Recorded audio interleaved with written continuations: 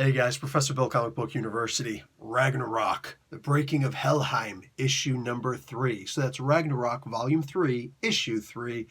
This is one hell of a book. That's hell with one hockey stick, by the way. Dude, oh my god. This book is not for a lack of action. In fact, find me a page where there isn't any action, and I'm like, look at the next panel. Dude, this was sick. Let's get talk about who made this comic book, and I'm going to tell you about the comic book. I'm going to go into a bit of spoilers at the end because I absolutely have to, but I will warn you. So, story and art by Walter Simonson. I love you, man. God, I love this guy. Colors, Laura Martin. Letters, John Workman. Editor, Scott Dunbar. All right, is what it is. So we do have our story so far. Awesome. You want the story so far? Go back and look at the previous reviews, or actually read the comic book, because there's that. This is an IDW publishing gig. All right, so check this out, my peeps. We have got Thor in Helheim, beating the living snot, like the Dark Dusk Lair, I think the thing was called. I forget what it's called. Anyway, he just straight starts whooping everybody's ass. How? By turning them against so-called Freyr. No, it's not actually Freyr. We already discovered that, but we discover a lot more about what he is when Thor decides to use Odin's eye. Oh, dude, this is sick. So, what happens now? He actually uses lightning and returns the dead to the living. I look, when there are going to be some people who are probably going to be like, dude, Thor's hammer can't do that, whatever. Here's the thing.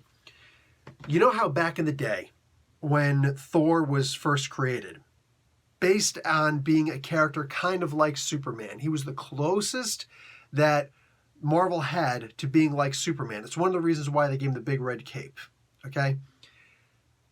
Thor's hammer was really supposed to be more like Superman specifically. Superman back in the day, he could do anything and everything, all right? There was nothing he couldn't do. You needed him to do something. He's got the Omni power. He could do whatever, like Green Lantern's ring, right? Well, guess what? That's what Thor's hammer was. That's what Mjolnir was. Anything you needed for the story to progress, that's what the hammer could provide. So this is very much in line with the Jack Kirby and the Stan Lee version of Thor way back in the day. I love this book. Just this issue, but this book, this title, all the volumes, just for this alone. It really gets the premise of what Thor actually is. So check this. Thor goes and, turns these people back to the living. So now they're going to turn against Freyr. But Freyr's super powerful. He puts out a call, right?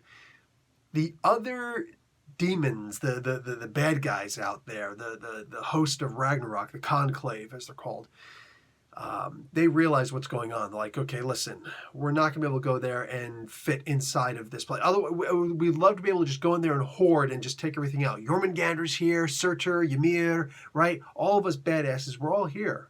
We can just take this fool out right now. But we're not going to be able to fit through those corridors and those mine shafts. He's protected while he's there. So here's this other plan. Let's go down and deal with Hela, who we've captured, and she still has an immense amount of control over the Draugr that are out amongst the lands, but she's herself bound. What if we make a deal with her that we let her go as long as she's willing to kill Thor, and then we'll just resume our, arguments against each other? Because she's a death goddess. She's a death lord. So that's a big deal. Let's see what we can do, yeah? This is a good plan. I can't wait to see it backfire on them. But we'll see. Anyway, somebody does show up to help out Freyr, air quotes there. Well, it's actually the old woman, the old lady. If you guys remember, there were a whole bunch of amazing stories that I'm actually going over with my 6 and 4-year-old sons now. This month I've been talking to them about the Norse mythology.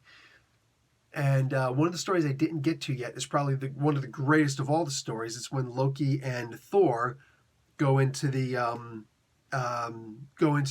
Jotunheim to try and, I don't know, just do some stuff, explore, have some fun. That's the one where Thor actually kills and eats his goats, and then puts their bones in the skin, and then the next morning uses his hammer, omnipower, in order to bring them back alive. And there's a whole big story there. That's actually where one of the goats got the tooth gnasher, tooth grinder. That's actually where one of them got a limp from. Beautiful, beautiful, beautiful story. Go and check it out.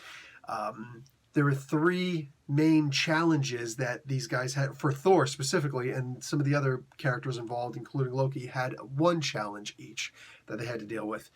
One of Thor's challenges was he had to wrestle an old woman. The least amongst all of them from Utgard Loki. Utgard Loki. That's different from actual Loki. So this old woman was actually Death herself. Thor couldn't win, but he actually brought Death to a knee. It shows how powerful Thor actually is. So here we have the second fight between old age and so I think I said Death. Sorry. This old woman was actually old age, this old crone. It's old age. We can't defeat old age, including the Norse gods. They're not immortal. The way that he defeats her was, and it's a draw. It's a draw. It's not a draw. She can call it a draw. Thor whooped her ass. This was epic. It may seem like, wait, he just did. Think about it. Think about it. That had me like, dude, Walter Simonson himself is a Norse god. All right. Holy crap. That was freaking amazing. I'm going to get a little bit into the end of this because I'm really happy that Ratatoskr is still around. Okay. And Lady is freaking epic in and of herself. I love this horse thing, this serpent horse thing. I'm going to get into the spoilers. Now, there's only one spoiler that I really, really want to talk about. The rest I'm just going to leave. So you've been warned. I'm going to tell you about the end of this book, okay? What happens at the end of this book. Starting now. Thor is going over this bridge. This dude, Wolf, went and told him, hey, man, there's this bridge. If you get past the bridge, you're probably okay, but be careful about this bridge. The bridge is actually Nidhogg. Nidhogg is, you got Jormungandr, the Midgard serpent, the thing that goes all the way around all of Midgard tail in its mouth. It's an Ouroboros, which you've seen in all sorts of different mythologies. That word in of itself is Greek, so Greek mythology. Anyway, so you have that. But the Midgard, Earth, is just one of the 9 realms that's within the World Tree. In the roots of the World Tree lies Nidhogg, this gigantic serpent, bigger than Jormungandr? Maybe. They never really went into that. It's probably small. Here, it's smaller. Might be smaller. It's just the idea that it exists in the World Tree and it goes around. And Ratatoskr, okay, yes, the same Ratatoskr, the squirrel, will run between the roots and the top branches of the World Tree. Seeing the roots, talks to Nidhogg and throw some insults at him, but nobody can catch Nidhogg. Nobody can catch Ratatoskr. So it's like, psst. And then it runs all the way to the top where there's this eagle. The eagle was never named in actual mythology. It's just this big eagle. Goes up there and it's like, hey, Nidhogg said that you're a jerk and say all these other things and whatnot. So the eagle will start throwing some insults back. He'll go down and start, and he'll just, make fun of these two. You know what I'm saying? And make them think that it's each other that's actually the enemies. Anyway, so that's Ratatoskr. So Nidhogg is there right now. That's actually the bridge. And Ratatoskr is on Lady. There's a reason why Ratatoskr is so terrified right now. Oh my God. Mwah! Walter Simonson is a freaking genius. I love this book. Also, just for the sake of conversation, not necessarily a spoiler, but spoiler-ish. What's his name? The one dude in here. You'll know what I'm talking about. The dude that was on fire, okay? The dude that actually went after Freya. God, I love this story.